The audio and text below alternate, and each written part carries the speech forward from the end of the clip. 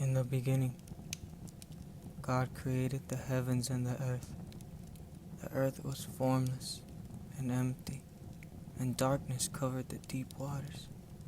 And the Spirit of God was hovering over the surface of the waters. Then God said, "Let there be light," and there was light. And God saw that the light was good. Then he separated the light from the darkness. God called the light day, and the darkness night. And evening passed, and morning came, marking the first day. Then God said, "Let there be a space between the waters, to separate the waters of the heavens from the waters of the earth." And that is what happened. God made this space to separate the waters of the earth from the waters of the heavens. God called the space sky. And evening passed, and morning came, marking the second day. Then God said, "Let the waters beneath the sky flow together into one place, so dry ground may appear." And that is what happened. God called the dry ground land, and the waters seas. And God saw that it was good. Then God said, "Let the land sprout with vegetation, every sort of seed-bearing plant, and trees that grow seed-bearing fruit. These seeds will then produce the kinds of plants and trees from which they came."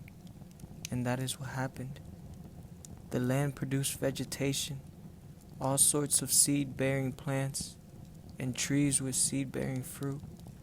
Their seeds produced plants and trees of the same kind, and God saw that it was good. And evening passed, and morning came, marking the third day. Then God said, "Let lights appear in the sky to separate the day from the night. Let them be signs to mark the seasons, days, and years. Let these lights in the sky shine down on the earth." And that is what happened. God made two great lights, the larger one to govern the day, and the smaller one to govern the night. He also made the stars. God set these lights in the sky to light the earth, to govern the day and the night, and to separate the light from the darkness. And God saw that it was good. And evening passed, and morning came, marking the fourth day. Then God said, "Let the waters swarm with fish and other life. Let the skies be filled with birds of every kind." So God created great sea creatures and every living thing that scurries and swarms in the water, and every sort of bird, each producing offspring of the same kind. And God saw that it was good. Then God blessed them, saying, "Be fruitful and multiply. Let the fish fill the seas, and let the birds multiply on the earth." And evening passed, and morning came, marking the fifth day.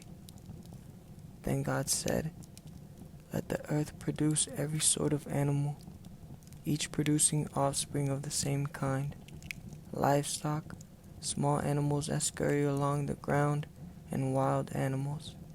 And that is what happened. God made all sorts of wild animals, livestock, and small animals, each able to produce offspring of the same kind, and God saw that it was good. Then God said, "Let us make human beings in our image, to be like us. They will reign over the fish in the sea, the birds in the sky, the livestock, all the wild animals on the earth, and the small animals that scurry along the ground." So God created human beings in his own image. In the image of God he created them. Male and female he created them. Then God blessed them and said, "Be fruitful and multiply. Fill the earth and govern it. Reign over the fish in the sea, the birds in the sky, and all the animals that scurry along the ground."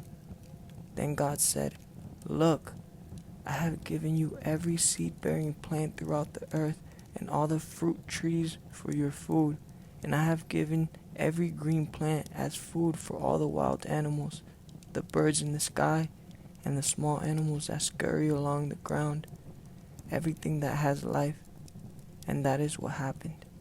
Then God looked over all he had made, and he saw that it was very good. And evening passed, and morning came, marking the 6th day.